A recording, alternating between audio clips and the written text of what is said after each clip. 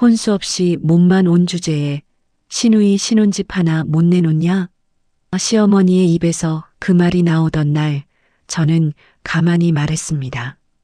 어머님, 그 집은 저희 엄마가 유산으로 남겨주신 집이에요. 바로 그날 저는 결심했습니다.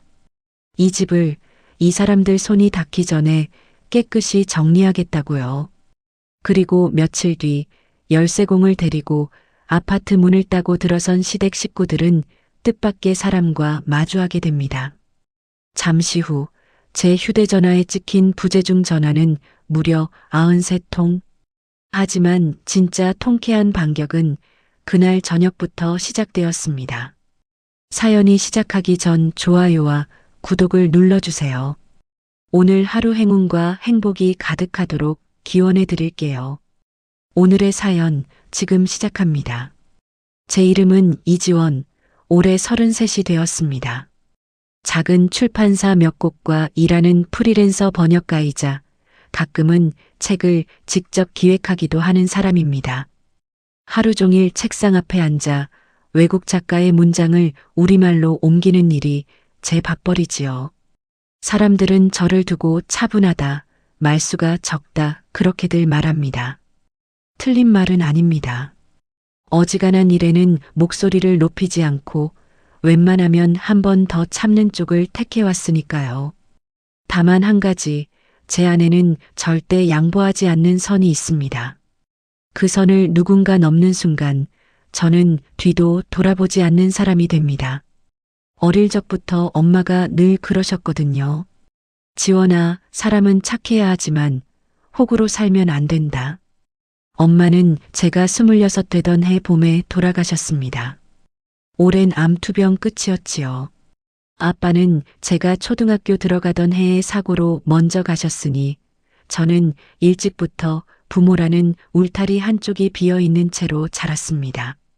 엄마는 식당 일, 보험 일 안 해보신 일이 없습니다. 그렇게 평생을 일하셔서 남기신 것이 단 하나, 변두리에 있는 낡은 24평짜리 아파트 한 채였습니다. 저는 그 집을 절대 손대지 않았습니다. 세를 놓고 그 돈으로 제 월세를 보탰지만 집문서만큼은 제 명의로 단단히 쥐고 있었지요. 그 집은 제게 그냥 집이 아니었습니다. 엄마가 마지막까지 저를 위해 지켜낸 마음 그 자체였습니다. 남편 강민우를 처음 본 건 대학교 도서관이었습니다. 저는 그때 22, 민우는 24이었지요. 열람실 자리에서 일어나다가 가방이 쏟아져 책이 사방에 흩어진 적이 있었습니다.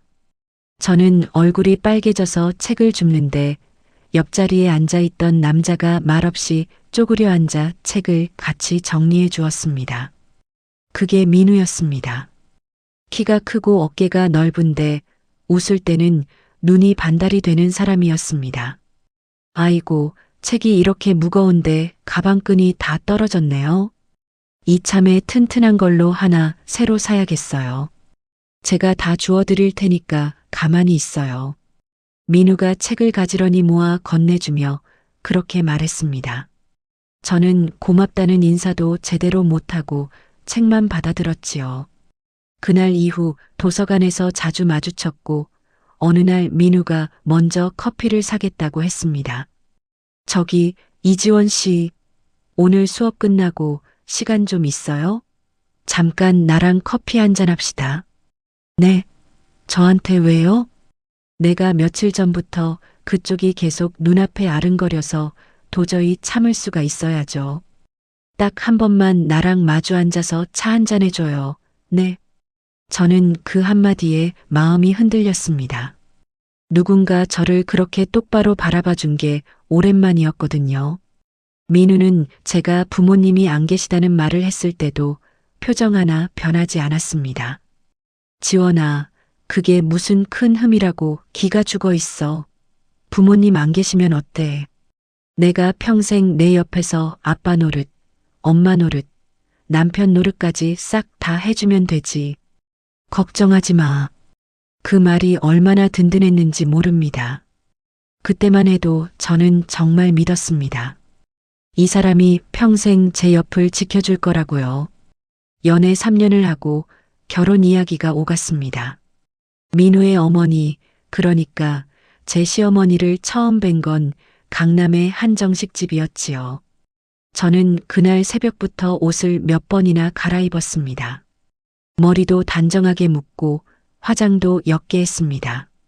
민우는 차 안에서 제 손을 꼭 잡고 말했습니다. 우리 엄마가 겉보기엔 바늘로 찔러도 피 한 방울 안 나올 것처럼 깐깐해 보이거든. 그래도 알고 보면 속정은 깊은 분이니까 너무 쫄지 마. 응 그래도 너무 떨려. 나 미워하시면 어떡해. 내가 잘할게. 아이고, 우리 지원이가 이렇게 예쁘고 참한데 어느 시어머니가 안 좋아하겠어? 넌 가만히 앉아만 있어. 내가 다 알아서 할게. 식당 문을 열고 들어가니 시어머니는 이미 자리에 앉아 계셨습니다. 환갑이 가까운 분이었는데 머리부터 발끝까지 빈틈이 없었습니다. 저는 허리를 깊이 숙여 인사드렸지요. 처음 뵙겠습니다, 어머님. 이지원이라고 합니다. 오면서 어머님 좋아하신다는 떡도 좀 사왔습니다. 시어머니는 저를 위에서부터 아래까지 천천히 훑어보셨습니다. 그러고는 입꼬리만 살짝 올린 채로 자리를 권하셨습니다. 됐고, 거기 앉아라. 사람 얼굴 뚫어지겠다. 음식이 나오는 동안 시어머니는 민우에게만 말을 거셨습니다. 회사 일은 어떠냐? 요즘 몸은 괜찮냐? 그런 평범한 이야기들이었지요. 저는 두 손을 무릎 위에 가만히 올려놓고 듣기만 했습니다. 한참 만에 시어머니가 저를 보며 입을 여셨습니다. 내 이름이 지원이라고 했지? 그래, 부모님은 두 분 다 일찍 돌아가시고 안 계시다고? 네, 어머님. 쯧쯧. 부모 덕은 지지리도 없구나. 그래도 뭐 의지할 만한 오빠나 동생은 있고? 아니요. 형제도 없는 외동입니다. 시어머니가 짧게 한숨을 쉬며 수저를 내려놓으셨습니다. 아이고, 기가 막혀서. 야, 강민우. 너는 눈을 장식으로 달고 다니니? 천지에 널린 게 멀쩡한 집안 처녀들인데 하필이면 이렇게 뼈대도 없고 외로운 애를 물고 와서 속을 뒤집어놔. 민우는 어색하게 웃으며 제 눈치를 봤습니다. 저는 그때 처음으로 알았습니다. 시어머니의 눈빛은 절대 따뜻해질 일이 없겠구나 하고요. 혼수 이야기가 나왔을 때도 마찬가지였습니다. 저는 부모님이 안 계신 만큼 혼수는 어렵다고 솔직하게 말씀드렸지요. 시어머니의 얼굴이 그제야 환해지셨습니다. 비웃듯이요. 그래. 즉, 뭐 부모도 없고 형제도 없는 내 형편에 혼수해올 돈이나 있겠니? 남들 하는 것처럼 이불이니 그릇이니 그런 거창한 거 기대도 안 하련다. 너는 그냥 숟가락 하나만 들고 몸만 와라. 몸만. 아이고 내 팔자야. 옆에서 민우는 한마디도 거들지 않았습니다. 그래도 저는 그날의 굴욕을 마음에 묻었습니다. 대신 한 가지만은 분명히 했습니다. 엄마가 남겨주신 그 아파트, 그 집만은 제 명의로 두겠다고요. 민우도 처음에는 흔쾌히 받아들였습니다. 아유, 당연하지. 장모님이 우리 지원이 고생하지 말라고 피땀 흘려 남겨주신 건데 거길 누가 건드려. 그 집은 딱 내 명의로 놔두고 우린 내가 모아둔 돈으로 작은 전세방 얻어서 시작하자. 알았지? 저는 그 말을 믿었습니다. 믿고 싶었던 거겠지요. 결혼식을 올리고 변두리 작은 빌라에 둘만의 살림을 차렸습니다. 엄마 아파트는 그대로 세를 주었고 들어오는 월세는 차곡차곡 제 통장에 모아두었습니다. 신혼 초에는 그래도 견딜만 했습니다. 시어머니는 제게 살갑게 굴지는 않았지만 대놓고 험한 말을 하시지도 않았으니까요. 문제는 시누이 강유진에게서 시작되었습니다. 민우보다 6살 어린 유진은 시댁의 막내딸이자 공주였습니다. 29이 되도록 변변한 직장 한 번 다녀본 적 없고 명품 가방만 줄줄이 사 모으는 아가씨였지요. 시어머니는 유진의 말이라면 무조건 옳다고 하시는 분이었습니다. 그 유진이 어느 가을 저녁 갑자기 결혼을 한다고 시댁 식구를 다 불러 모았습니다. 엄마, 나 드디어 시집가. 상대가 누군지 알아? 강남에서 빌딩 몇 채씩 가지고 사업하는 진짜 부잣집 외아들이야.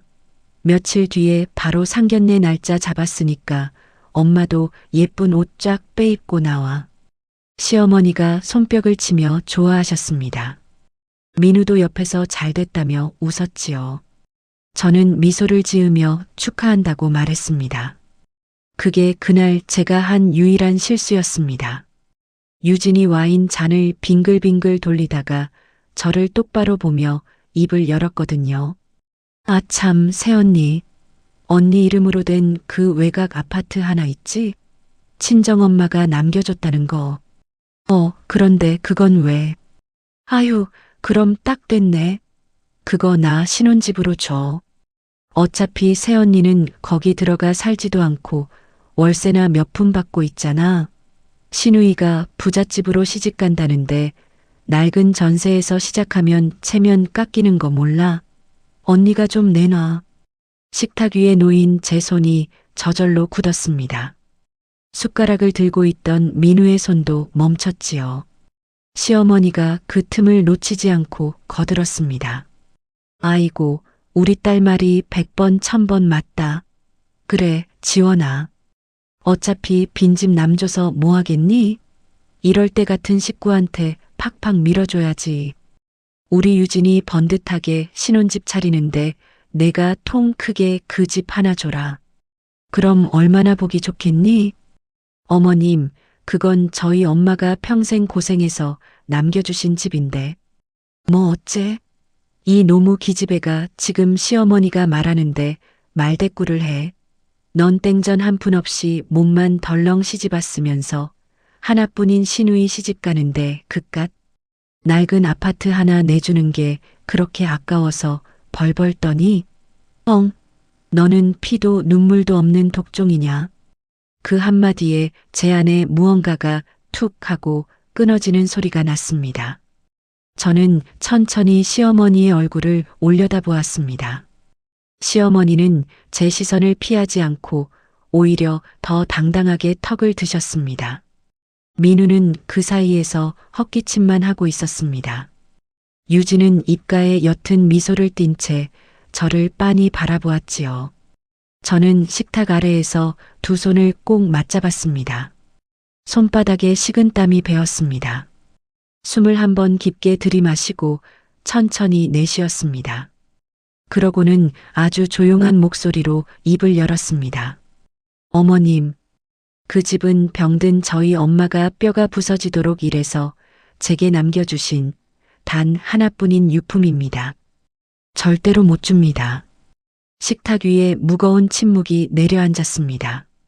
유진이 입꼬리를 비틀며 와인을 한 모금 삼키는 소리만이 거실에 또렷하게 울렸습니다. 깊어지는 상처. 상견례가 끝나고 일주일이 지났습니다. 저는 작업실에서 번역 원고를 마무리하고 있었습니다. 책상 위에는 식어버린 커피가 한 잔, 그리고 진동도 없이 계속 화면이 켜지는 휴대전화 한 대. 시어머니의 전화였습니다. 오늘만 벌써 7번째였지요. 받지 않으면 그 다음에는 유진이 걸어옵니다. 유진이 안 되면 민우가 걸어옵니다. 세 사람이 돌아가며 제 하루를 흔들어 놓는 게 이제는 일상이 되어 있었습니다. 저는 한참 망설이다 통화 버튼을 눌렀습니다. 네, 어머님. 이년아, 너 전화를 그렇게 안 받으면 어떡해. 작업 중이라 못 받았어요. 작업이고 나발이고. 유진이 상대 집에서 신혼집 언제 보여줄 거냐고 묻는단 말이야. 너 때문에 내가 얼굴을 못 들겠다. 저는 의자에 등을 깊이 기댔습니다. 천장의 형광등이 윙윙거리는 소리가 유난히 크게 들렸습니다. 어머님, 저번에도 말씀드렸지만 그 집은 못 드려요. 못 드려? 못 드린다고. 엄마 유품이에요. 그것밖에 안 남았어요. 아이고, 또 그 소리. 죽은 사람이 아파트 끌어안고 무덤에서 일어나기라도 한대. 산 사람이 살아야지. 시어머니의 목소리에 비웃음이 묻어나왔습니다. 저는 입술을 꾹 깨물었습니다. 어머님, 왜? 한 번만 더 그렇게 말씀하시면 저 정말 가만히 안 있어요. 전화기 너머로 한참 동안 아무 소리도 들리지 않았습니다. 그러다 시어머니가 픽 웃는 소리가 났습니다. 가만히 안 있으면 뭐 어쩔 건데. 응, 너 친정이 있어. 뒷배가 있어. 누가 너 편 들어줄 사람 한 명이라도 있냐? 저는 입을 다물었습니다. 대꾸할 말이 없어서가 아니라 입을 열면 무슨 말이 튀어나올지 저 스스로도 자신이 없어서였습니다. 시어머니는 제 침묵을 항복으로 받아들이신 모양이었습니다. 잘 생각해라. 이번 주 안에 답 줘. 안 그러면 내가 직접 그 집 찾아간다. 전화가 끊어졌습니다. 저는 휴대전화를 책상 위에 가만히 내려놓았습니다. 손끝이 가늘게 떨리고 있었습니다. 그날 밤 민우가 늦게 들어왔습니다. 얼굴에 술기운이 묻어 있었지요. 저는 식탁에 앉아 식어버린 국그릇을 앞에 두고 있었습니다. 민우는 넥타이를 풀며 제 맞은편에 털썩 앉았습니다. 여보, 엄마한테 전화 왔지. 왔어. 좀 잘 좀 받지. 엄마가 얼마나 속상해 하시는 줄 알아. 민우야. 왜? 너는 어느 편이야? 민우가 미간을 찌푸리며 저를 빤히 바라보았습니다. 편이라니. 무슨 그런 말을 해. 가족끼리. 가족이니까 묻는 거야. 내 편이 한 명은 있어야 할 거 아니야. 지원아, 솔직히 너도 너무 빡빡하게 굴잖아. 어차피 비어있는 집이고 유진이가 잠깐 신혼집으로 쓰겠다는데 영원히 달라는 것도 아니고. 잠깐. 저는 들고 있던 숟가락을 식탁에 내려놓았습니다. 숟가락이 그릇 가장자리에 부딪히며 짧고 메마른 소리를 냈습니다. 잠깐이라고. 그 말 너희 어머니가 한 거야. 유진이가 한 거야. 무슨 말을 하고 싶은 건데. 한번 들어가면 누가 나와. 신혼 차리고 애 낳고 그러고 나면 그게 자기 집이 되는 거지. 너는 그것도 몰라. 넌 왜 모든 걸 그렇게 나쁘게만 보냐? 민우가 의자를 거칠게 밀며 자리에서 일어났습니다. 저는 고개를 들어 민우의 얼굴을 똑바로 올려다보았습니다. 민우야, 그 집이 어떤 집인지 너 알잖아. 알지. 어머님 유품. 매번 듣잖아. 우리 엄마가 항암 주사 맞으면서도 보험을 끝까지 부으셨던 집이야. 마지막에 의식이 흐려지면서도 내 손 잡고 그 집 얘기하셨어. 지원아, 이 집은 절대 놓치지 말아라. 너 살 집은 너한테 있어야 한다. 그 말씀이 마지막 말씀이었어. 너는 그걸 알면서도 동생 빌려주잔 말이 나와. 민우가 한참을 그 자리에 서 있었습니다. 그러더니 천천히 한숨을 내쉬며 안방으로 들어가 버렸습니다. 문이 쾅 하고 닫히는 소리가 저 혼자 남은 거실에 길게 울렸습니다. 저는 식탁에 엎드려 한참을 그렇게 있었습니다. 울고 싶었는데 이상하게 눈물이 나오지 않았습니다. 다음 날 오후 작업실에서 원고를 보고 있는데 모르는 번호로 전화가 걸려왔습니다. 세입자 아주머니였습니다. 지원 씨, 나 김 여사인데. 네, 여사님. 무슨 일 있으세요? 아니, 그게 말이야. 어제 어떤 아주머니랑 젊은 아가씨가 우리 집에 찾아왔거든. 네. 본인이 집주인 시어머니라면서 우리한테 다음 달 안에 집을 빼달라는 거야. 새 가족이 들어와야 한다고. 저는 휴대전화를 쥔 손에 힘이 들어갔습니다. 여사님, 죄송해요. 정말 죄송해요. 절대 그런 일 없어요. 나는 또 진짜인 줄 알고 깜짝 놀랐지. 계약 기간이 1년이나 남았는데 지원 씨 엄마 살아계실 때부터 우리가 살았던 집이잖아. 네, 여사님. 제가 정리할게요. 그런 일 없을 거예요. 정말 죄송합니다. 전화를 끊고 나서 저는 한참 동안 책상 앞에 멍하니 앉아 있었습니다. 어느새 가슴이 뜨겁게 달아올라 있었습니다. 손바닥으로 책상을 한 번, 두 번 내리쳤습니다. 원고지 위에 놓여있던 빨간 펜이 대구르르 굴러 바닥에 떨어졌습니다. 저녁에 시댁에 갔습니다. 저는 한마디 없이 거실로 들어가 시어머니 앞에 섰습니다. 시어머니는 소파에 앉아 텔레비전을 보고 계셨고 유진은 그 옆에서 손톱을 다듬고 있었습니다. 어머님, 왔냐? 밥은 먹었어. 세입자분께 왜 가셨어요? 그거. 시어머니가 텔레비전 리모컨을 내려놓으며 자세를 고쳐 앉으셨습니다. 가서 미리 말해둬야 할 거 아니야. 너 답이 자꾸 늦어지니까. 어차피 나갈 사람 미리 알려줘서 나쁠 거 없잖아. 제 세입자예요. 제 집이고요. 내 집, 내 집. 야, 너 진짜 너무한다. 유진이 손톱깎이를 탁자에 탁 하고 내려놓으며 끼어들었습니다. 새언니, 진짜 너무하는 거 아니야. 다 식구잖아. 유진아. 왜? 내가 뭐 틀린 말 했어. 새언니 그 집에 살지도 않고 그냥 새 받아 먹잖아. 나는 신혼집이 절실한데 좀 양보해주면 안 돼. 양보. 저는 그 단어를 입안에서 한번 굴려보았습니다. 세상에 양보라는 말이 이렇게 무겁게 들린 적은 처음이었습니다. 유진아, 너는 양보가 무슨 뜻인 줄 알고 그런 말을 하니? 양보는 내 것 중에 일부를 내어주는 거야. 처음부터 남의 것을 달라고 하는 건 그냥 뺏는 거지. 뭐? 유진의 얼굴이 빨개졌습니다. 시어머니가 자리에서 벌떡 일어나 제 앞으로 다가오셨지요. 너 지금 뭐라고 했어? 다시 한번 말해봐. 잘못 들으셨어요. 인연이.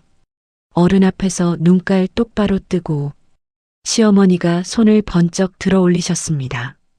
저는 그 손을 피하지 않고 가만히 서서 시어머니의 눈을 마주 보았습니다. 시어머니의 손이 허공에서 멈췄습니다. 잠시 그렇게 서로의 눈을 노려보았습니다. 숨소리조차 나지 않는 거실에 텔레비전 광고 소리만이 우스꽝스럽게 깔리고 있었습니다. 그때 안방 문이 열리고 민우가 나왔습니다. 민우는 시어머니의 든 손과 제 얼굴을 번갈아 보더니 빠르게 다가와 시어머니의 팔을 잡았습니다. 엄마, 왜 그래? 진정해. 내가 마누라를 못 잡으니까 이 사달이 나잖아. 엄마, 일단 들어가. 응. 민우는 시어머니를 안방 쪽으로 모시고 가면서 저를 향해 짧게 말했습니다. 여보, 너 좀 그만해. 응. 저는 그 자리에 가만히 서 있었습니다. 민우의 등이 안방 문 너머로 사라졌습니다. 유진은 소파에 다리를 꼬고 앉아 저를 보며 픽 웃었지요. 저는 핸드백을 집어들고 현관으로 걸어 나왔습니다. 신발을 신으려고 허리를 굽히는데 그제야 손이 떨리기 시작했습니다. 이가 딱딱 부딪힐 만큼 온몸이 떨렸습니다. 현관문을 닫고 엘리베이터 앞에 섰을 때 저는 천천히 숨을 골랐습니다. 숨이 가라앉기까지 한참이 걸렸습니다. 엘리베이터 거울에 비친 제 얼굴이 낯설었습니다. 눈가가 붉었지만 눈물은 한 방울도 흐르지 않고 있었습니다. 그제야 저는 깨달았습니다. 이제 더는 참는 것으로 끝날 일이 아니라는 걸요. 엄마라고 작게 불러보았습니다. 입 밖으로 나온 그 한마디가 엘리베이터 벽에 부딪혀 가만히 흩어졌습니다. 그리고 손 내미는 사람. 며칠 동안 잠을 제대로 자지 못했습니다. 원고는 마감이 코앞인데 문장이 한 줄도 떠오르지 않았습니다. 모니터를 노려보다가 한숨을 쉬고 또 모니터를 노려보다가 식어버린 커피를 들이켰습니다. 그렇게 사흘째 되던 날 아침 세입자 김 여사님께서 다시 전화를 주셨습니다. 지원 씨, 어떡해? 큰일 났어. 여사님, 무슨 일이세요? 내가 잠깐 마트 갔다 왔는데 집 비밀번호가 바뀌어 있어. 문이 안 열려. 네. 내가 너무 놀라서 옆집에 갔거든. 옆집 아주머니가 그러는데 아침에 어떤 아주머니랑 아가씨가 열쇠공 데리고 와서 한참 문 앞에 있다 갔대. 휴대전화를 쥔 손에 핏기가 사라졌습니다. 저는 곧장 외투를 걸치고 작업실을 뛰쳐나왔습니다. 택시를 잡아 엄마 집으로 가는 내내 심장이 귀미까지 뛰었습니다. 도착해보니 김 여사님이 짐 상자 2개와 함께 복도에 쪼그려 앉아 계셨습니다. 저는 여사님 손을 잡았습니다. 여사님, 정말 죄송해요. 제가 이건 정말... 아니야, 지원 씨가 뭘 잘못했어. 근데 나는 더는 못 살겠어. 마음이 너무 불안해. 여사님, 미안한데 보증금만 빨리 좀 정리해줘. 친정에 좀 가 있을게. 저는 고개를 푹 숙였습니다. 김 여사님은 제 손등을 가만히 두드려 주셨습니다. 엄마가 생전에 친자매처럼 지내시던 분이었습니다. 그 손길이 따뜻해서 오히려 눈물이 핑 돌았습니다. 여사님을 보내드리고 저는 아파트 현관 앞에 한참을 서 있었습니다. 바뀐 비밀번호 위에 손가락을 올려놓고 가만히 누르다 멈추기를 반복했습니다. 열쇠공을 다시 불러 새로 번호를 바꾸고 도어록 옆에 작은 CCTV 한 대를 달았습니다. 공사하는 동안 복도 의자에 앉아 가만히 벽지를 바라보았습니다. 어릴 때 엄마와 함께 도배지 색깔을 고르던 기억이 떠올랐습니다. 엄마는 연한 미색이 좋다고 하셨지요. 지원이 책 읽을 때 눈이 편하다고요. 그 미색 벽지는 아직도 그대로였습니다. 작업실로 돌아오는 길에 다리에 힘이 풀렸습니다. 지하철역 계단 중간에서 휘청거리며 손잡이를 잡았는데 시야가 한순간 뿌옇게 흐려졌습니다. 얼마나 그렇게 있었는지 모릅니다. 누군가 제 팔을 부축했습니다. 이지원. 낯익은 목소리였습니다. 고개를 들어보니 정민 선배였습니다. 출판사 시절 저를 가장 아껴주시던 편집장 선배. 지금은 일을 옮겨 부동산과 관련된 법률 일을 봐주시는 분이라는 이야기를 어디서 들은 적이 있었지요. 선배, 너 얼굴이 왜 이래? 종이장 같아? 괜찮아요. 안 괜찮아 보이는데. 따라와. 정민 선배는 저를 가까운 카페로 데려갔습니다. 따뜻한 차를 한 잔 시켜주시고 제 앞에 앉아 가만히 저를 바라보았습니다. 선배는 원래부터 그런 사람이었습니다. 말을 재촉하지 않고 그저 기다려주는 사람. 저는 김이 오르는 찻잔을 두 손으로 감싸쥐었습니다. 손바닥에 온기가 천천히 퍼져오자 참고 있던 말이 한꺼번에 쏟아져 나왔습니다. 선배, 저 좀 도와주세요. 무슨 일인데? 엄마 집을 시댁이 가져가려고 해요. 신우이 신혼집으로요. 선배의 표정이 굳었습니다. 강민우 씨는 뭐하고? 옆에서 그냥 보고만 있어요. 자기 동생 좀 빌려주면 안 되냐고. 빌려주면 안 되냐? 선배가 천천히 그 말을 따라했습니다. 그러고는 헛웃음을 흘렸습니다. 지원아, 결혼이라는 게 너 혼자 견디는 게 아니야. 그건 결혼이 아니야. 그냥 시집살이지. 그 집 명예 누구로 되어 있어? 제 명의예요. 엄마가 돌아가시면서 정리해 주셨어요. 잘하셨다. 그 어머님 참 야무지셨네. 선배가 잠시 창밖을 보았습니다. 그러더니 다시 저를 향해 몸을 기울이며 목소리를 낮추었습니다. 지원아, 신우이 시집 간다는 그 집. 어디 집이라고 했지? 강남에서 사업한다고 들었어요. 자세히는 몰라요. 이름이 뭐야? 신우이 약혼자. 박상호. 그렇게 들었어요. 선배의 눈이 잠깐 가늘어졌습니다. 손가락으로 찻잔 받침을 한 번, 두 번 천천히 두드리셨지요. 내가 며칠 전에 우연히 그 이름 들었거든. 우리 사무실에 들어온 사건 중에. 박상호. 강남에서 작은 카페 하다가 망한 사람. 빚이 한두 군데가 아니야. 네. 그 사람 가족이 사돈될 사람들한테 이번에 신혼집 받아서 한 번에 막아보려고 한다는 얘기를 누가 그러더라. 저는 입을 다물었습니다. 머릿속이 한순간 멍해졌습니다.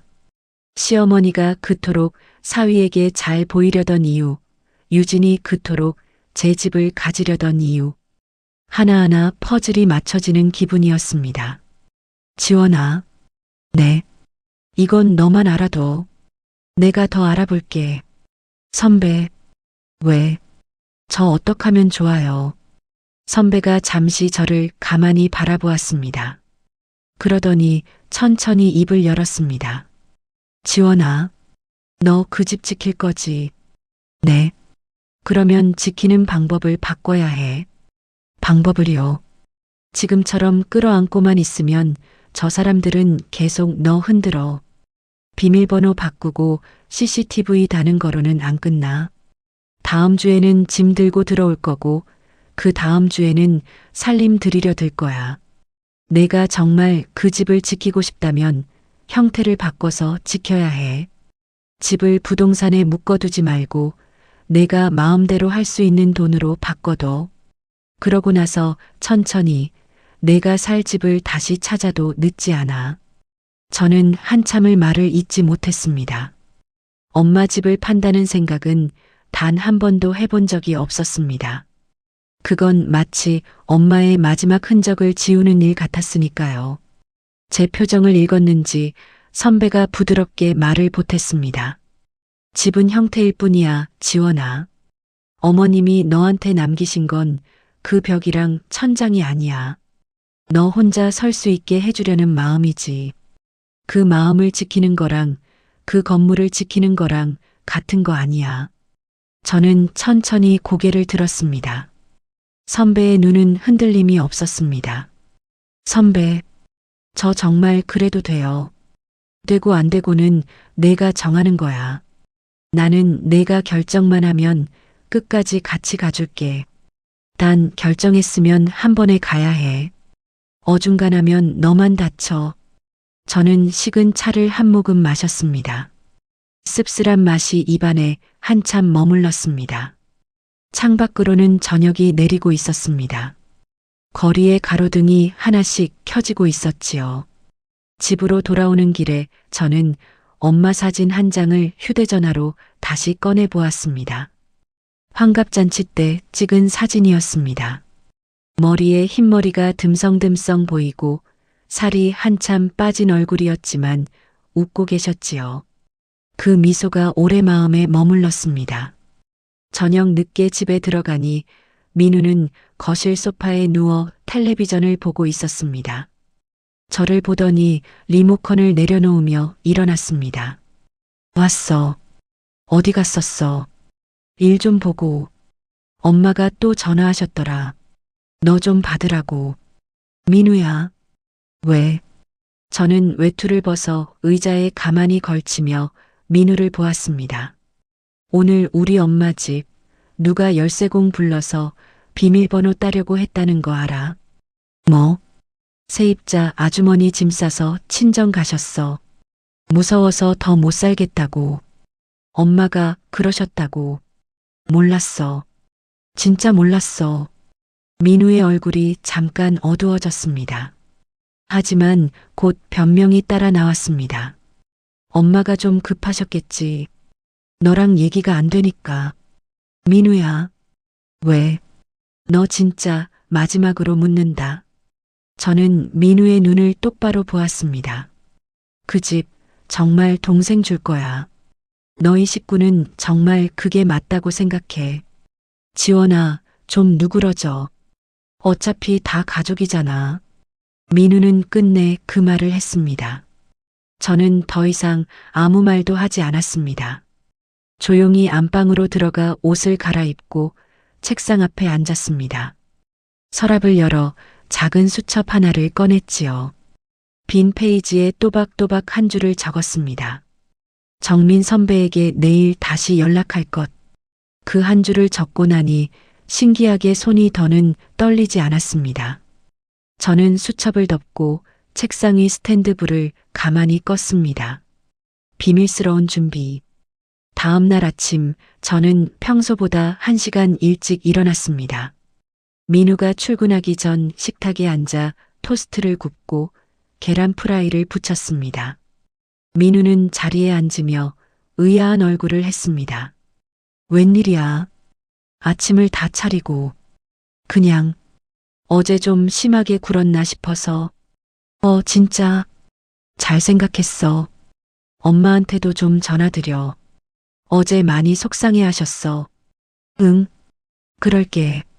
저는 미소를 지으며 토스트 한 조각을 민우의 접시에 올려주었습니다. 민우는 가벼워진 표정으로 식사를 마치고 가방을 챙겨 일어났습니다.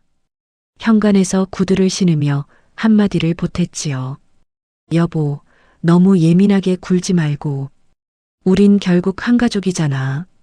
응, 다녀와. 현관문이 닫히는 소리가 들리자 저는 식탁 위 그릇을 천천히 정리했습니다. 손이 더는 떨리지 않았습니다.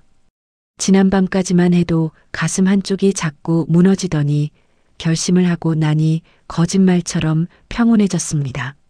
설거지를 마치고 저는 정민 선배에게 짧은 문자를 보냈습니다. 선배, 어제 말씀하신 대로 진행할게요. 5분도 안 되어 답이 왔습니다.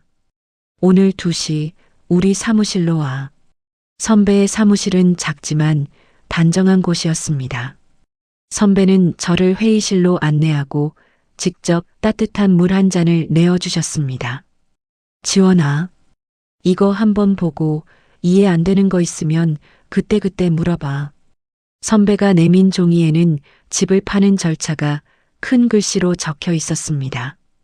어려운 말은 거의 없었습니다. 선배는 손가락으로 한 줄씩 짚어가며 천천히 설명해 주셨지요. 이 집은 4명의 단독이라 다른 사람 동의 필요 없어. 그게 제일 큰 다행이고. 네. 근데 한 가지 시댁에서 알면 바로 막으려 들 거야. 그러니까 무조건 조용히 빠르게 가야 돼. 빠르게요. 부동산 한 군데만 통할 거야. 내가 아는 후배 중에 입 무거운 친구 있어. 그 사람한테만 맡기자. 매물 광고도 인터넷에 안 띄우고 조용히 사줄 사람만 찾을 거야. 그게 될까요? 요즘 그런 거 일부러 찾는 사람들 있어. 좀 시세보다 싸게 내놓으면 더 빨라. 너 손에 좀 봐야 해. 괜찮겠어. 상관없어요. 빠른 게 더 중요해요. 선배가 고개를 끄덕였습니다. 그 대신 그 돈은 잘 굴려줄게. 일단 내 통장에 안전하게 들어가게만 하고 나중에 천천히 내가 살 집을 다시 보면 돼. 네. 지원아. 네. 마음 단단히 먹어. 이 일 시작하면 너 한동안 두 얼굴로 살아야 해. 시어머니 앞에서는 고민하는 척, 남편 앞에서는 무너지는 척, 안에서는 칼 갈고. 할 수 있어요. 저는 그 말이 입에서 나오는 순간 제 안에 무언가가 단단하게 자리 잡는 걸 느꼈습니다. 그 다음 주부터 저는 하루에 2사람으로 살았습니다. 시어머니의 전화가 오면 일부러 떨리는 목소리를 냈습니다. 어머님, 저 정말 너무 힘들어요. 생각해 볼게요. 조금만 시간을 주세요. 그래, 진작 그럴 일이지. 어차피 답은 정해져 있는 거야. 시간을 줄 테니까 너도 마음 정리 잘해라. 네, 감사합니다. 전화를 끊고 나면 저는 거울 앞에 서서 제 얼굴을 가만히 들여다보았습니다. 거울 속 이지원의 눈빛은 조금도 흔들리지 않았습니다. 입꼬리가 살짝 올라가 있기도 했지요. 이 두 얼굴이 이상하지 않게 느껴졌습니다. 지난 몇 년 동안 시댁 앞에서 늘 했던 표정 관리에 비하면 이 정도는 아무것도 아니었으니까요. 부동산 후배분은 정말 일을 빠르게 처리해 주셨습니다. 열흘쯤 지났을 무렵 선배에게서 전화가 왔습니다. 지원아, 사람 한 분 있어. 한번 만나볼래? 네. 어떤 분이세요? 30대 후반 여자분. 혼자 살 집 알아본대. 시세보다 조금 싸게 내놓는다고 했는데 바로 보겠다고 하시더라. 너랑 통화 한번 하셔도 되겠냐고. 네. 괜찮아요. 다음 날 오후 그분과 카페에서 만났습니다. 짧은 머리에 안경을 쓴 분이었습니다. 저를 보자마자 한참을 들여다보시더니 갑자기 표정이 묘하게 바뀌셨지요. 혹시 번역가 이지원 씨 맞으세요? 네, 맞아요. 세상에. 저 그 책 너무 좋아해서요. 작년에 2번이나 다시 읽었어요. 저는 잠깐 멈칫했습니다. 이런 자리에서 제 책 이야기를 듣게 될 줄은 몰랐거든요. 그분이 안경 너머로 살짝 웃으셨습니다. 제가 사실 이혼하고 혼자 살 집을 알아보고 있었어요. 그런데 그 책 마지막 장에 나왔던 그 구절 있잖아요. 누구의 그늘도 아닌 내 빛 아래에서 산다. 그거. 네. 그 문장 때문에 제가 결심을 한 사람이에요. 이번에. 그래서 작가님이 아니라 번역가님이지만 저한테는 그 책 옮긴 사람 만난다는 게 그냥 인연이다 싶어서요. 저는 입을 열지 못한 채로 한참을 그분의 얼굴을 보았습니다. 가슴 한쪽이 뜨겁게 차오르는 기분이었습니다. 실은 저도 지금 비슷한 일을 하고 있어요. 네. 제 엄마 집이에요. 그 집을 지키려고 파는 거예요. 이상한 말 같죠? 하나도 안 이상해요. 무슨 말씀이신지 알 것 같아요. 그분은 더 묻지 않으셨습니다. 대신 가만히 고개를 끄덕이시더니 한 가지를 약속해 주셨습니다. 제가 일 빠르게 진행할게요. 잔금일도 당기고요. 들어가는 날짜도 비밀로 해드릴게요. 작가님 정리할 시간 충분히 가지시고요. 정말 감사합니다. 그날 저녁 저는 엄마 집으로 갔습니다. 세입자분이 떠난 뒤로 텅 비어있던 공간이었지요. 신발을 벗고 거실에 들어서니 미색 벽지가 노을빛을 받아 살구색으로 물들어 있었습니다. 저는 베란다 창가에 앉아 한참을 그렇게 있었습니다. 엄마가 좋아하시던 화분 자리가 비어있는 그 자리에 손바닥을 가만히 올려놓았습니다. 엄마. 소리내어 불러보았습니다. 엄마, 나 이 집 팔아. 목소리가 잠깐 흔들렸습니다. 저는 깊게 숨을 들이마시고 말을 이었습니다. 엄마가 남겨주신 거 내가 진짜로 지킬게. 이 벽이 아니라 엄마 마음을. 내가 다시 일어서서 엄마 보란 듯이 잘 살게. 창문 밖으로 노을이 천천히 지고 있었습니다. 저는 가지고 온 빈 상자를 꺼내 안방 옷장 위에 올려져 있던 엄마의 오래된 앨범과 일기장, 그리고 가족 사진 액자를 하나씩 담았습니다. 엄마의 한복도, 엄마가 쓰시던 손때 묻은 머그잔도 함께 챙겼습니다. 짐이 그렇게 많지는 않았습니다. 엄마는 늘 검소하셨거든요. 상자 3개를 꾸려 작은 임대 창고에 옮겨둔 그날 밤, 저는 거실 소파에 앉아 한참을 휴대전화를 들여다보았습니다. 시어머니에게서 다시 부재중 전화 5통이 와 있었습니다. 저는 통화 버튼을 누르고 일부러 떨리는 목소리로 말했습니다. 어머님, 저 아직도 생각 중이에요. 죄송해요. 2년아 생각이고 뭐고. 다음 주까지 답해. 진짜 마지막이다. 네, 알겠어요. 전화를 끊고 저는 가만히 미소를 지었습니다. 다음 주라는 말이 오히려 반갑게 들렸습니다. 다음 주에는 모든 게 끝나 있을 테니까요. 거실 한쪽 책장에서 저는 책 한 권을 꺼냈습니다. 제가 작년에 옮긴 그 책이었습니다.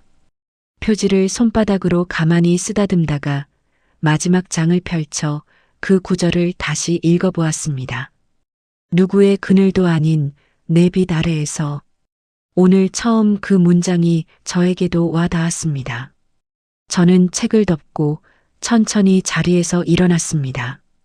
잔금일까지 남은 날짜를 손가락으로 한번 꼽아보았습니다.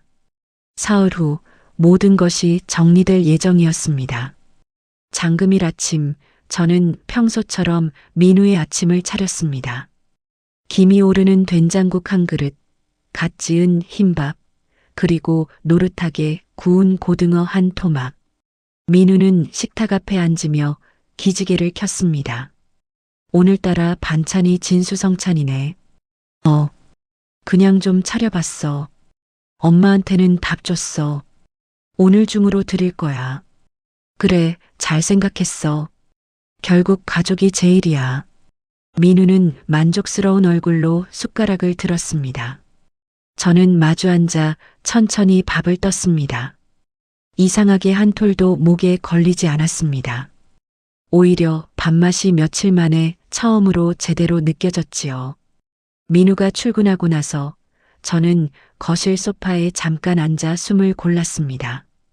11시까지 법무사 사무실에 도착해야 했습니다.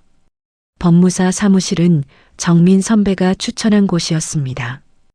회의실 책상에 서류가 가지런히 놓여 있었지요. 매수자분이 먼저 와 계셨습니다. 저를 보고 환하게 웃으며 자리에서 일어나셨습니다. 오셨어요. 떨리시죠? 네. 좀. 저도 떨려요. 새집 들어가는 거잖아요. 법무사는 서류를 하나씩 짚어가며 설명해 주셨습니다. 어려운 말이 나올 때마다 선배가 옆에서 한 번씩 다시 풀어주셨지요. 저는 마지막 장에 도장을 찍었습니다. 빨간 인주가 종이 위에 또렷하게 새겨졌습니다. 그 순간 휴대전화가 짧게 진동했습니다. 입금 알림이었습니다. 숫자가 적힌 화면을 들여다보는데 손끝이 가늘게 떨렸습니다. 선배가 제 어깨를 가볍게 두드렸습니다. 수고했어, 지원아. 선배, 왜? 이거 진짜인 거 맞죠? 진짜야. 내가 지킨 거야. 매수자분은 자리에서 일어서며 제 손을 잡으셨습니다. 앞으로 그 집 잘 쓸게요. 작가님, 어머님 좋은 집을 저한테 보내주셔서 정말 감사해요. 잘 부탁드려요. 오늘 저녁부터 바로 들어가요. 짐은 미리 다 붙여놨거든요. 저는 고개를 깊이 숙였습니다. 사무실을 나와 엘리베이터를 타고 내려오는데 그제야 양 어깨가 가벼워지는 느낌이 들었습니다. 한겨울 외투를 벗을 때처럼 갑자기 몸이 가벼웠습니다. 저녁에는 혼자 작은 식당에 갔습니다. 평소에는 비싸서 못 가던 한정식 집이었지요. 구석 자리에 앉아 코스 요리를 천천히 먹었습니다. 직원이 따라준 식전주를 한 모금 머금는데 갑자기 코끝이 시큰해졌습니다. 엄마가 살아계셨으면 같이 왔을 자리였습니다. 저는 빈 의자를 잠깐 바라보다가 잔을 살짝 들어 올렸습니다. 엄마, 잘 먹을게. 밥을 다 먹고 나왔는데도 시간이 일렀습니다. 저는 동네 카페에 들어가 따뜻한 라떼를 한 잔 시켰습니다. 휴대전화는 일부러 무음으로 해두었지요. 화면이 자꾸 켜지는 게 보였지만 굳이 들여다보지 않았습니다. 시어머니에게는 오늘 안으로 답을 주겠다고 했으니 시어머니가 슬슬 전화하실 시간이었습니다. 저는 라떼를 두 모금 마시고 가방에서 책 한 권을 꺼냈습니다. 한참을 그렇게 읽다 보니 어느새 밤이 깊어 있었습니다. 다음 날 아침 일은 제가 예상한 대로 흘러갔습니다. 아침 8시쯤 휴대전화 화면에 시어머니 번호가 떴습니다. 저는 받지 않았습니다. 민우는 평소처럼 출근했고 저는 거실 소파에 앉아 따뜻한 차를 한 잔 마시고 있었지요. 9시 반쯤 매수자분에게서 짧은 문자가 왔습니다. 작가님, 누가 문 앞에서 한참 소리치셔서요. 일단 경찰 불렀어요. 걱정 마세요. 저는 화면을 가만히 들여다보다가 답장 대신 그저 고개를 한번 끄덕였습니다. 그 시각 엄마 집 앞에서는 어떤 풍경이 펼쳐졌을지 어렵지 않게 그릴 수 있었습니다. 엄마 집 복도에는 시어머니와 유진이 서 있었을 겁니다. 시어머니는 손에 큰 짐 가방을 들고 계셨겠지요. 유진은 새로 산 인테리어 카탈로그를 옆구리에 끼고 있었을 거고요. 시어머니가 도어록 앞에 서서 익숙한 번호를 눌렀을 겁니다. 삑 하는 짧은 거절음이 났겠지요. 시어머니가 한 번 더 누르고 또 한 번 더 눌렀을 겁니다. 이게 왜 안 열려? 시어머니의 목소리가 복도에 울렸을 거고요. 유진이 짜증을 내며 한마디 했을 겁니다. 엄마, 새언니가 또 비밀번호 바꿨나 봐. 인연이 진짜 어디서 잔머리를 굴려. 시어머니가 열쇠공에게 전화를 거셨을 겁니다. 열쇠공이 도착하고 도어록을 손보는 사이에도 시어머니의 입은 가만히 있지 않았겠지요.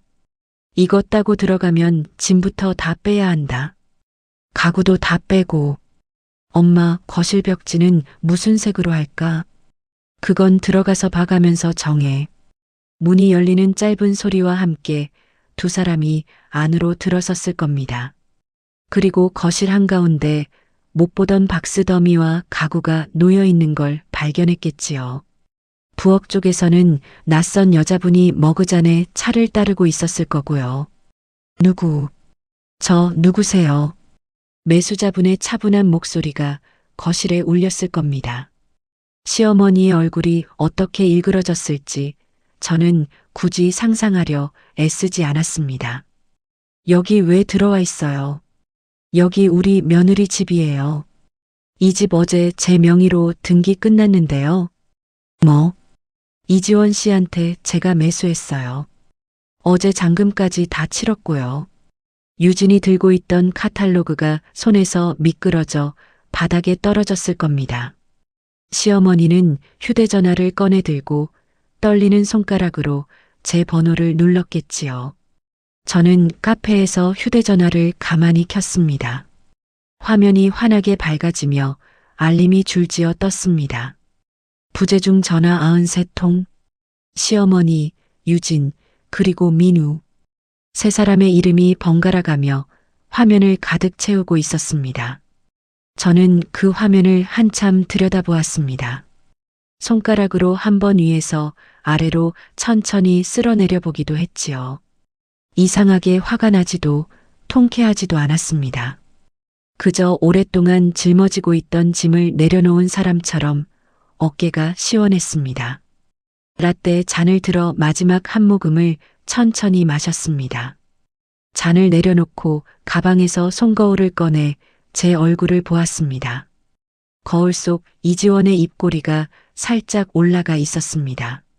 눈가에는 며칠 만에 처음으로 맑은 빛이 돌고 있었지요. 저는 거울을 다시 가방에 넣고 휴대전화 화면을 가만히 손가락으로 눌러 어둡게 했습니다.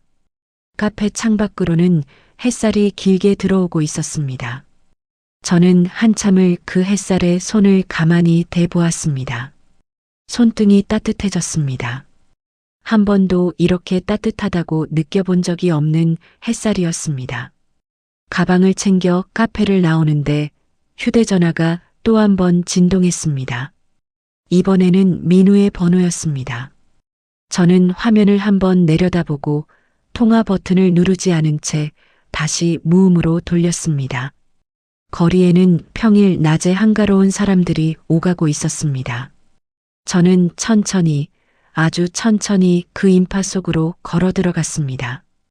오후 4시쯤 저는 작업실로 향했습니다.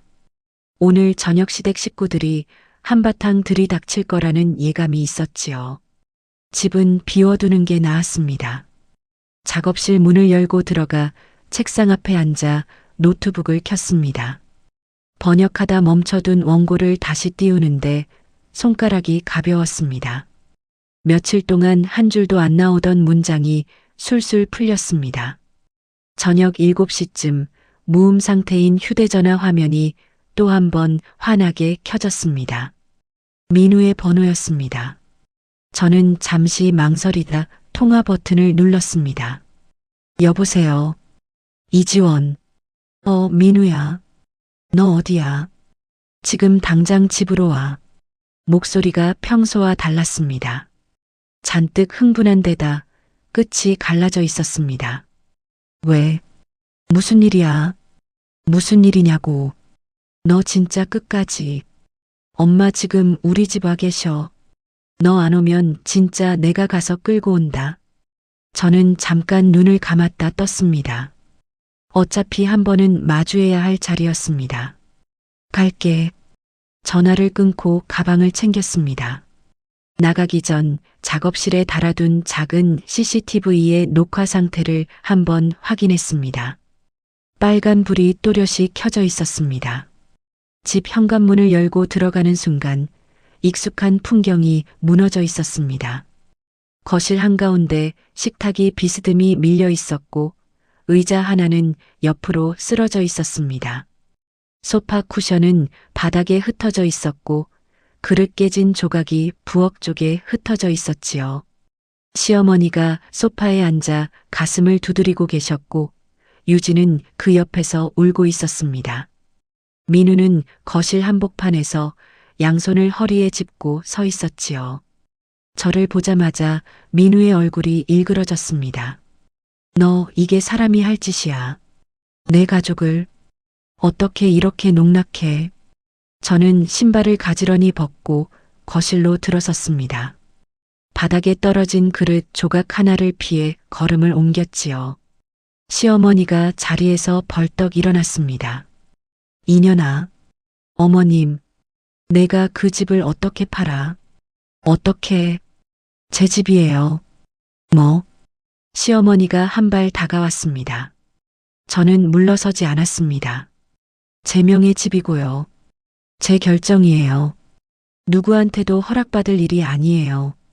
유진이 자리에서 일어나며 소리쳤습니다. 새언니, 너 어떻게 이래? 나 결혼식이 코앞인데. 유진아, 내가 신혼집 어떻게 마련해? 응? 시댁 어른들 뭐라고 하실 것 같아? 새언니가 다 망쳤어. 내 신혼집이 왜 내 집이야? 유진의 얼굴이 새빨개졌습니다. 시어머니가 그 사이를 비집고 들어와 손가락으로 제 얼굴을 가리키며 소리쳤습니다. 내가 식구를 식구로 안 봤어. 처음부터. 어디서 그런 독한 신보가 나와. 어머님, 식구라는 건 한쪽만 주는 게 아니에요. 어머님이 저한테 식구로 대해주신 적 한 번이라도 있으세요? 뭐, 인연이. 시어머니의 손이 또 허공으로 올라갔습니다. 이번에는 멈추지 않았습니다.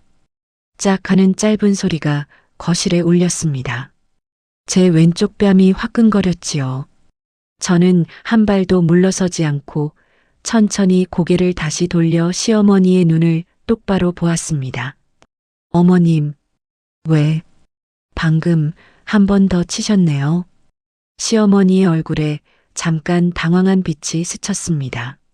민우가 다급하게 끼어들었습니다. 엄마, 일단 진정해. 진정. 지원아, 너도 일단 좀. 민우야. 저는 민우 쪽으로 천천히 몸을 돌렸습니다. 내 엄마가 며느리 뺨을 때렸어. 두 번째야. 일단. 너는 지금도 일단 진정하래. 민우가 입을 다물었습니다. 시어머니가 그 틈에 다시 소리를 높였습니다. 그 집 한 돈 다 내놔라. 우리 유진이 신혼집은 어떻게 할 거야? 파혼 위기야 지금. 내가 책임져. 저는 잠깐 가만히 있다가 천천히 입을 열었습니다. 어머님, 유진이 파혼 안 했어요. 뭐? 아직 안 한 거예요. 곧 하실 거고요. 근데 그건 제 탓이 아니에요. 유진의 얼굴이 새파래졌습니다. 시어머니가 멈칫했지요. 무슨 말이야 그게. 박상호 씨, 카페 망한 거 아세요? 빚이 얼만지는요? 강남 사업가 아드님이 아니라 그쪽 집안 빚을 우리 쪽 신혼집으로 한 번에 막아보려고 했던 거예요. 제 집을 그 빚 갚는데 쓰려 하신 거고요. 거실에 정적이 흘렀습니다. 시어머니의 입이 반쯤 벌어진 채 다치지 않았습니다. 유진이 떨리는 손으로 자기 휴대전화를 꺼냈습니다. 엄마, 그럴 리 없어. 오빠가 전화해봐. 지금. 유진이 박상호의 번호를 눌렀습니다. 오래 신호가 갔지만 연결되지 않았습니다. 한 번 더 눌러도 마찬가지였지요. 유진의 손에서 휴대전화가 미끄러져 카펫 위로 떨어졌습니다. 유진은 그 자리에 주저앉아 울기 시작했습니다. 민우가 그 광경을 보다가 저에게 다시 시선을 돌렸습니다. 너 알면서도 말 안 했어. 내가 왜 그 집안 빚 갚아줘야 해? 우리 엄마 집으로. 지원아, 그래도. 민우야, 너 자꾸 그래도 그러는데. 그래도 뒤에 따라오는 말이 다 누구 편이야.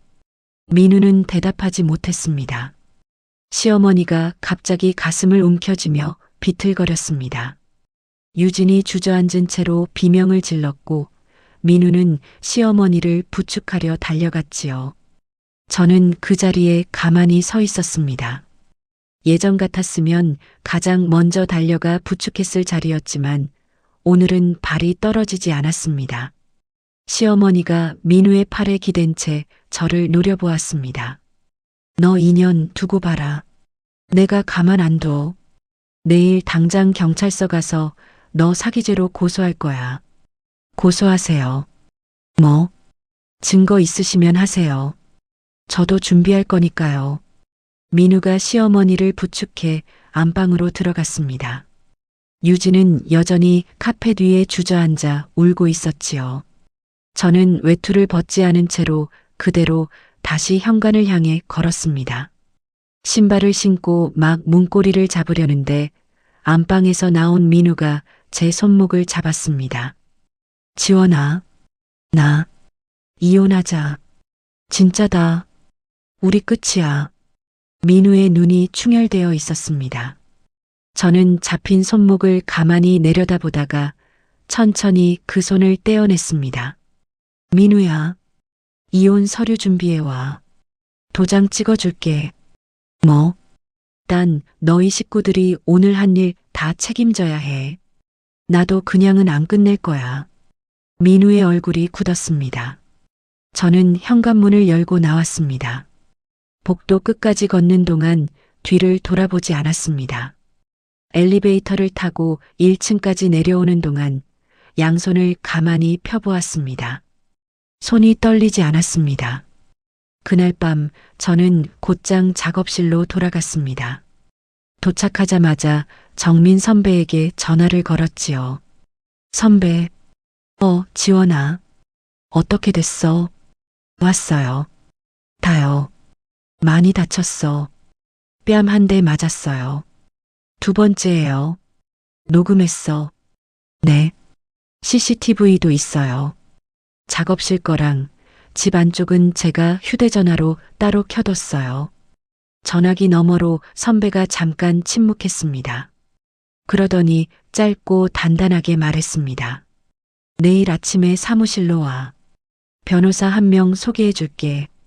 이번에는 우리가 먼저 친다. 네. 지원아. 잘 견뎠다.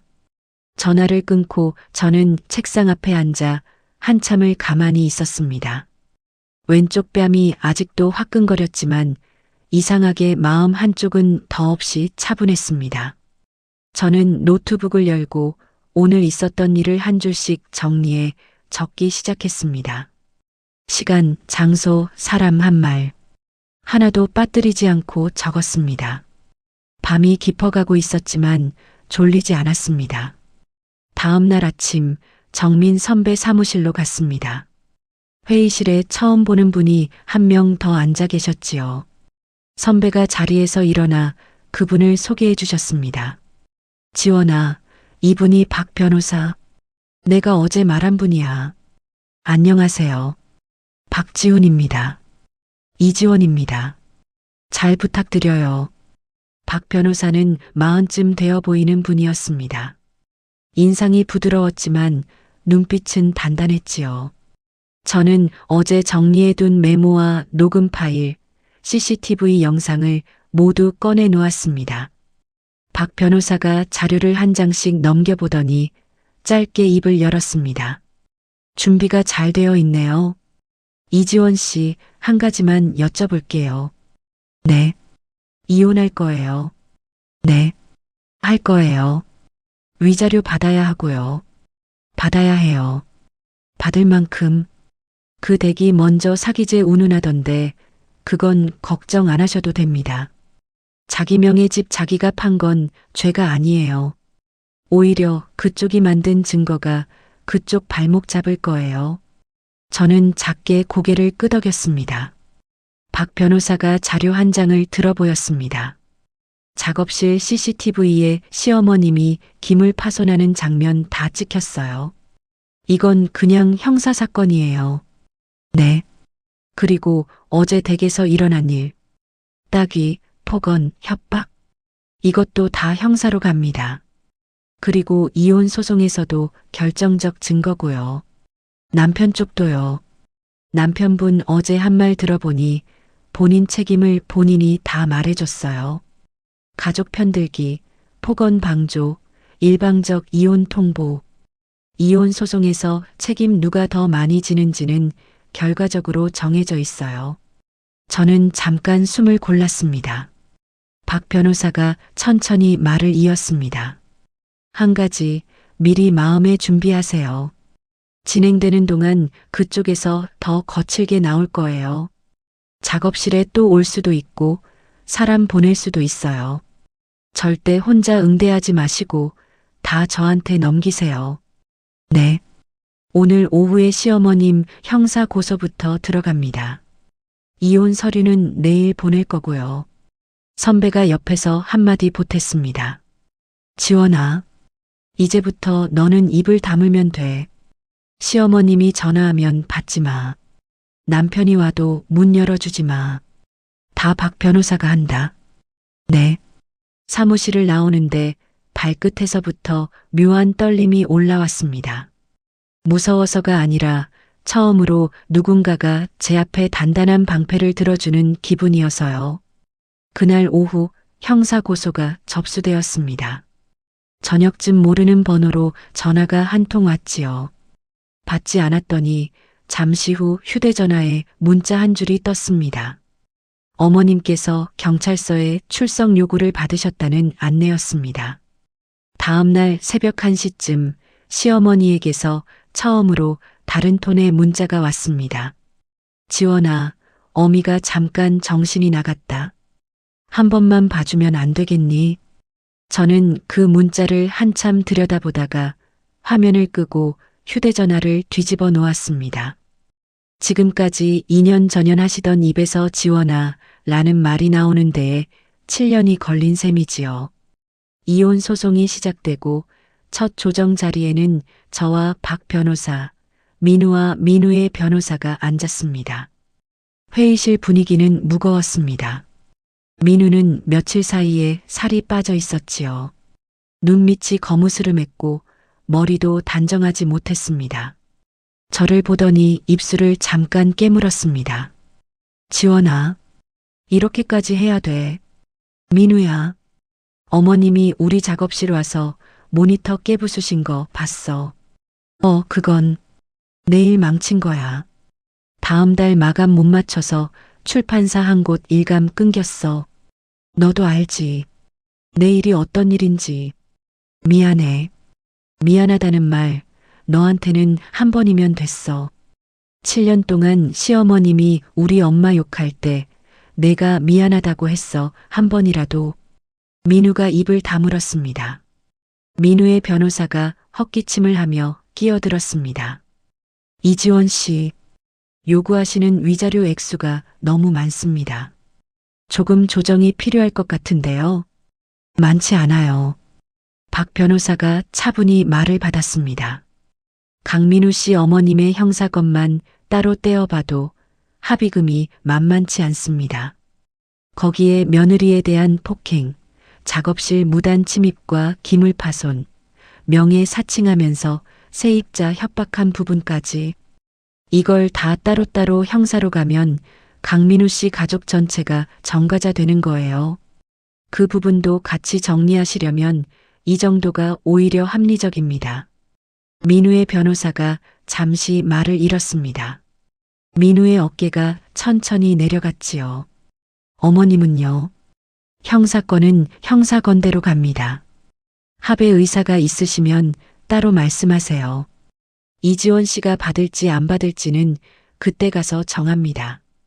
그리고 한 가지 더. 강민우 씨 회사 쪽으로 사실 확인 들어갈 거예요. 이지원 씨 작업실 사건 당일 강민우 씨가 사실상 어머님을 데리고 갔다는 정황이 있어서요. 그 부분 본인이 답하셔야 합니다. 민우가 고개를 푹 숙였습니다. 저는 그 모습을 가만히 보다가 천천히 입을 열었습니다. 민우야. 너 망하라고 이러는 거 아니야. 내가 그날 한 번만, 딱 한 번만 내 손 잡아줬으면 우린 여기까지 안 왔어. 근데 너는 마지막까지 어머님 팔을 잡았지. 내 팔이 아니라. 민우의 눈에서 눈물이 한 줄 흘렀습니다. 저는 그 눈물을 가만히 바라보다가 천천히 시선을 거두었습니다. 예전 같았으면 같이 울었을 자리였습니다. 오늘은 한 방울도 흐르지 않았습니다. 며칠 뒤 시어머니 쪽에서 합의 요청이 왔습니다. 박 변호사가 저에게 의사를 물었지요. 어떻게 하시겠어요? 어머님 어떻게 사신대요? 유진 씨 약혼은 깨졌고 시어머님은 형사건 2개 동시에 걸려 있어서 합의 안 되면 처벌 못 피해요. 강민우 씨도 직장에서 이미 망신은 다 났습니다. 이지원 씨가 어떤 선택을 하셔도 결과적으로 그쪽이 받을 사회적 대가는 이미 충분합니다. 합의를 받든 안 받든 처벌은 그렇게 크게 안 달라져요. 다만 합의 받으시면 액수가 좀 더 들어옵니다. 저는 잠깐 눈을 감았습니다. 머릿속에 7년의 장면들이 한 장 한 장 지나갔습니다. 혼수 없이 몸만 왔다는 말, 며느리 뺨을 2번 때린 그 손, 세입자 김 여사님이 짐 들고 친정 가신 그 복도. 합의 안 받을게요. 네. 돈 받고 어머님 풀어드리고 싶지 않아요. 어머님 살아오신 방식이 어떻게 끝나는지 한번 끝까지 가보셔야 해요. 알겠습니다. 박 변호사가 짧게 고개를 끄덕였습니다. 정민 선배가 옆에서 한마디를 보탰지요. 지원아, 너는 그렇게 해도 돼. 누구한테 미안해할 일 아니야. 네, 선배. 이혼 조정은 결국 합의에 이르지 못하고 정식 소송으로 넘어갔습니다. 하지만 결과는 박 변호사가 처음 말한 그대로였습니다. 민우 쪽이 혼인 파탄의 책임을 거의 다 지는 결정이 나왔지요. 위자료가 정해졌고 민우는 그 돈을 마련하느라 살던 전셋집을 빼야 했습니다. 시어머니는 2건의 형사건에서 모두 유죄가 인정되어 벌금형을 받으셨습니다. 거기에 저에 대한 접근 금지도 따로 정해졌지요. 유진은 그 사이 박상호와의 약혼을 완전히 깨고 어디로 갔는지 모릅니다. 모든 절차가 끝난 날 박 변호사가 사무실로 저를 불렀습니다. 서류 한 장을 책상 위에 가만히 올려놓으며 말했지요. 이지원 씨, 끝났어요. 네, 수고하셨습니다. 감사합니다. 많이 우셨어요. 한 번도 안 울었어요. 그게 더 대단한 거예요. 보통은 못 그래요. 저는 역게 미소 지었습니다. 사무실을 나와 거리에 섰을 때 어느새 계절이 바뀌어 있었습니다. 처음 정민 선배에게 모든 사정을 털어놓았던 날에는 코트가 무거웠는데 오늘은 셔츠 한 장이 가벼웠습니다. 횡단보도 신호등이 초록으로 바뀌었습니다. 저는 천천히 길을 건너기 시작했습니다. 길 한복판에서 휴대전화 화면을 잠깐 켜보았는데 그 어떤 부재중 알림도 떠 있지 않았습니다. 참 오랜만에 보는 깨끗한 화면이었습니다. 한 달쯤 지난 어느 토요일 아침, 저는 도심을 벗어나 외곽으로 가는 버스에 올랐습니다. 정민 선배가 며칠 전 좋은 매물이 하나 났다며 소개해 주신 집을 보러 가는 길이었지요. 버스 창밖으로는 가을 들녘이 천천히 흘러갔습니다. 누렇게 익어가는 벼와 길가에 핀 코스모스가 번갈아 지나갔습니다. 저는 이어폰을 끼지 않고 그 풍경을 그저 가만히 바라보았습니다. 도착한 마을은 조용했습니다. 큰 도로에서 10분쯤 걸어 들어가니 작은 집들이 마당을 하나씩 끼고 어깨를 맞대고 있었습니다. 선배가 알려주신 주소 앞에 서서 저는 한참을 가만히 그 집을 올려다보았습니다. 2층짜리 흰 벽에 작은 마당이 딸린 집이었지요. 대문 옆 화단에는 누군가가 두고 간 화분 하나가 놓여 있었습니다. 이지원 씨, 뒤에서 부동산 사장님이 다가왔습니다. 안녕하세요. 오시느라 고생하셨어요. 들어가서 보세요. 대문을 열고 안으로 들어서니 마당에 작은 감나무 한 그루가 서 있었습니다. 가지 끝에 빨갛게 익은 감 2개가 매달려 있었지요. 저는 한참을 그 나무 앞에 서서 위를 올려다보았습니다. 엄마가 살아계실 때 베란다 화분에 작은 감나무를 키우셨었습니다. 열매는 단 한 번도 맺힌 적이 없었지요. 저는 손바닥을 가만히 나무 둥치에 대보았습니다. 집안은 작지만 단정했습니다. 거실 창문이 남향이라 햇살이 깊이 들어왔지요. 부엌은 좁았지만 정리되어 있었고 2층 작은 방은 책장을 두기에 딱 좋았습니다. 저는 거실 한가운데 잠깐 서서 빈 공간을 천천히 둘러보았습니다. 이곳에 엄마의 머그잔이 놓일 자리, 엄마의 한복이 들어갈 옷장 자리가 자연스럽게 머릿속에 그려졌습니다. 부동산 사장님이 옆에서 조심스럽게 물었습니다. 어떠세요? 좋아요. 여기로 할게요. 보시자마자 결정하셔도 괜찮으시겠어요? 네. 좋아요. 저는 그 자리에서 가계약을 했습니다. 대문을 나서면서 한 번 더 그 집을 돌아보았습니다. 가을 햇살이 흰 벽에 부드럽게 내려앉아 있었지요. 이사를 마치고 첫 번째 아침, 저는 마당에 작은 의자 하나를 내다 놓았습니다. 커피잔을 두 손으로 감싸 쥐고 마당 끝에 앉아 한참을 가만히 햇살을 쬐었습니다. 이른 가을바람이 가지를 한번 흔들고 지나갔습니다. 감나무 잎이 흔들리며 마당에 잔물결 같은 그림자를 만들었지요. 저는 그 그림자를 한참 들여다보다가 옆에 놓아둔 휴대전화를 들어봤습니다. 화면이 깨끗했습니다. 오후에는 마당 한쪽에 화단을 만들었습니다. 오는 길에 화원에 들러 사온 수국 모종을 하나씩 옮겨 심었지요. 엄마가 좋아하시던 꽃이었습니다. 무릎을 꿇고 흙을 다지는데 손끝에 흙의 차가움과 따뜻함이 동시에 느껴졌습니다. 모종 한 그루를 다 심고 나서 저는 흙 묻은 손바닥을 가만히 들여다보았습니다. 그 손바닥에 엄마 손과 닮은 마디가 보였습니다. 엄마, 나 여기야. 조용히 입 밖으로 내어보았습니다. 엄마가 좋아하시던 꽃, 내가 다 심을게. 바람이 한번 가만히 지나갔습니다. 수국잎이 손바닥처럼 부드럽게 흔들렸지요. 집을 정리하던 중에 정민 선배에게서 전화가 왔습니다. 지원아, 잘 들어갔어. 네, 선배. 너무 좋아요. 다행이다. 그리고 저 한 가지 알려줄 게 있는데. 네. 내가 굳이 알 필요는 없는데 사람이 사람을 너무 모르고 사는 것도 그렇잖아. 그 사람들 요즘 어떻게 사는지 들었어. 강민우 씨 회사 그만뒀대. 위자료 마련하느라 살림이 다 정리됐고 시어머님 집으로 다시 들어갔다더라. 거기서 신우이랑 시어머님이랑 셋이 매일 싸운다는 얘기가 돌아. 저는 잠깐 말없이 듣고 있었습니다. 지원아, 듣고도 아무 느낌 없으면 그게 진짜 정리된 거야. 네. 별 느낌 없네요. 잘하고 있어. 전화를 끊고 저는 거실 창가에 앉아 잠깐 가만히 있었습니다. 화가 나지도 통쾌하지도 않았습니다.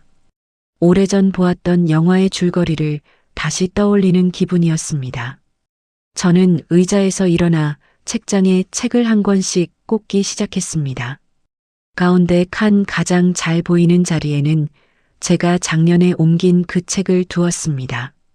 표지에 손가락을 가만히 한 번 댄 뒤 옆으로 다른 책들을 천천히 채워 넣었지요. 전 남편 민우에게서 가끔 문자가 왔습니다. 처음에는 화가 난 문자였고 그 다음에는 미안하다는 문자였습니다. 그러다 어느 날 새벽에는 술에 취해 잘 알아볼 수 없는 글자가 늘어선 문자가 한 통 왔지요. 저는 그날 아침 통신사에 연락해 번호를 바꿨습니다.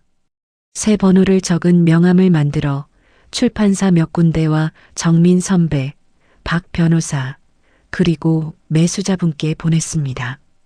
그것이 제가 새로 살아갈 사람들의 전부였습니다. 충분했습니다. 가을이 깊어가던 어느 저녁 출판사에서 새 번역 의뢰가 들어왔습니다. 지금까지 해본 어떤 책보다 분량이 많고 까다로운 작품이었지요. 편집자가 통화 끝에 조심스럽게 한마디 보탰습니다. 이지원 작가님이 아니면 이 책 못 맡길 것 같아서요.